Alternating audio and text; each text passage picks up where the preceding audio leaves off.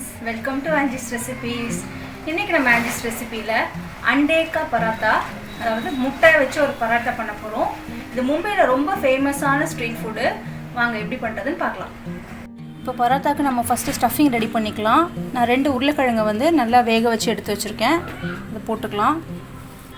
2 சின்னதா கட் பண்ண பச்சை மிளகாய், 1/4 ஸ்பூன் சீரகத்தூள், 1/4 ஸ்பூன் சாட் மசாலா,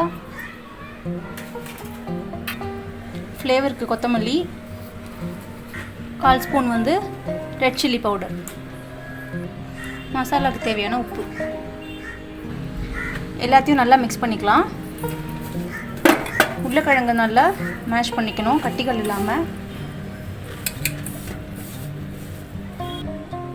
இப்போ மசாலா நல்லா பிசைஞ்சிட்டோம். நான் வந்து 3 முட்டையை வந்து நல்லா பாயில் பண்ணி சின்ன சின்னதாக திருவி எடுத்து வச்சுருக்கேன். அது இந்த உருளைக்கிழங்கோட சேர்த்துக்கலாம். இப்போ இதை லைட்டாக மிக்ஸ் பண்ணணும், ரொம்ப மிக்ஸ் பண்ணிடாதீங்க. உருளைக்கிழங்கையும் முட்டையும் நல்லா மிக்ஸ் பண்ணி எடுத்தாச்சு. இது நல்லா பால்ஸாக, சின்ன சின்ன பால்ஸாக இல்லை மீடியம் சைஸ் பால்ஸாக வந்து உருட்டி எடுத்துக்கலாம்.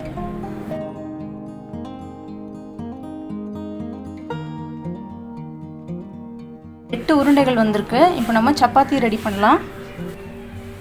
நான் வந்து நார்மல் சப்பாத்தி மாவு பிசைஞ்சு வச்சுருக்கேன். 1.5 கப் மாவு எடுத்திருக்கேன். எனக்கு வந்து 5 பெரிய உருண்டைகள் வந்திருக்கு.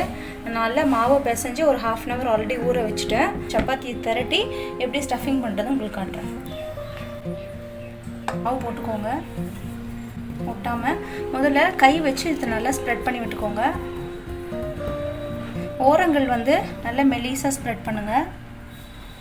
நம்ம ரெடி பண்ணி வச்சுருக்கோம் இல்லையா, அந்த உருண்டை அதில் போட்டுக்கலாம். இப்படி நடுவில் வச்சுட்டு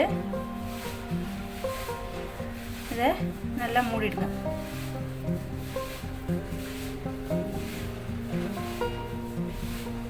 அதிகமாக மாவு இருக்கிற மாதிரி உங்களுக்கு தெரிஞ்சதுன்னா நீங்கள் இதை எடுத்துக்கலாம். எனக்கு சரியாக இருக்குது. இப்போ இதை நல்லா சீல் பண்ணிவிட்டு இப்படி ப்ரெஸ் பண்ணிவிடுங்க. ப்ரெஸ் பண்ணிவிட்டு மாவை திருப்பி போட்டுக்கோங்க.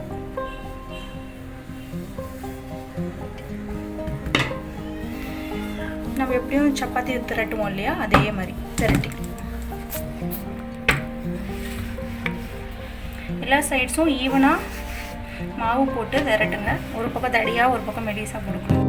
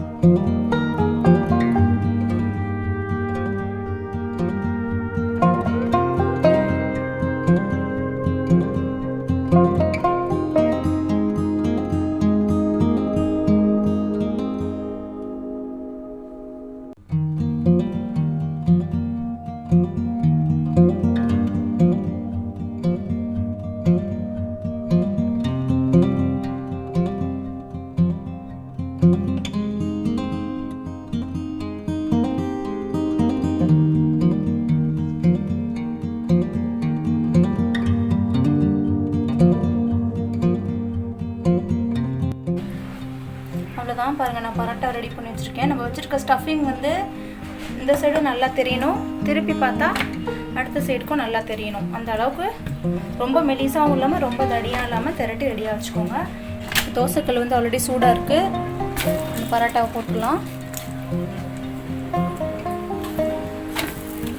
லைட்டாக ப்ரெஸ் பண்ணுங்கள். பாருங்கள், இந்த மாதிரி ப்ரௌன் வந்துட்டுல. இந்த ஸ்டேஜில் கொஞ்சம் நெய் இல்லைன்னா பட்டர் ஏதாவது நீங்கள் சேர்த்துக்கலாம். நான் வந்து கொஞ்சமாக நெய் விடுறேன்.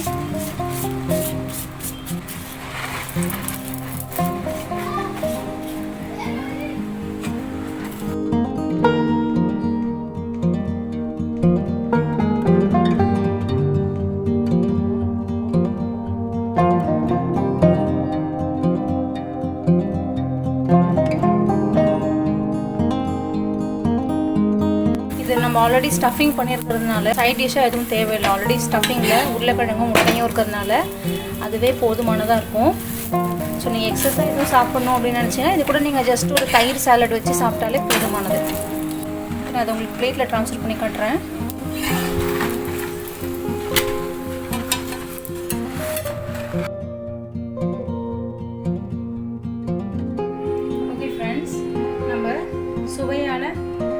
அண்டேக்கா பராத்தா, எக் பராத்தா ரெடி ஆயிடுச்சு. நான் சாப்பிட்டு பார்த்து உங்களுக்கு எப்படி இருக்குன்னு சொல்கிறேன்.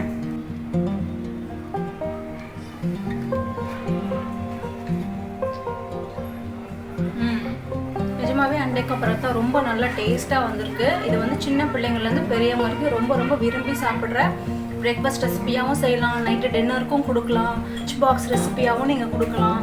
இது நீங்கள் கண்டிப்பாக மறக்காமல் இந்த அண்டேக்கா பராத்தாவை நீங்கள் ட்ரை பண்ணுங்கள். எப்படி இருந்துச்சுன்னு சொல்லி எனக்கு கண்டிப்பாக கமெண்ட்ஸில் சொல்லுங்கள். எங்கள் சேனலை நீங்கள் ஃபஸ்ட் டைம் பார்க்குறீங்கன்னா மறக்காமல் எங்கள் சேனலை சப்ஸ்கிரைப் பண்ணுங்கள். நல்ல சுவை நல்லது.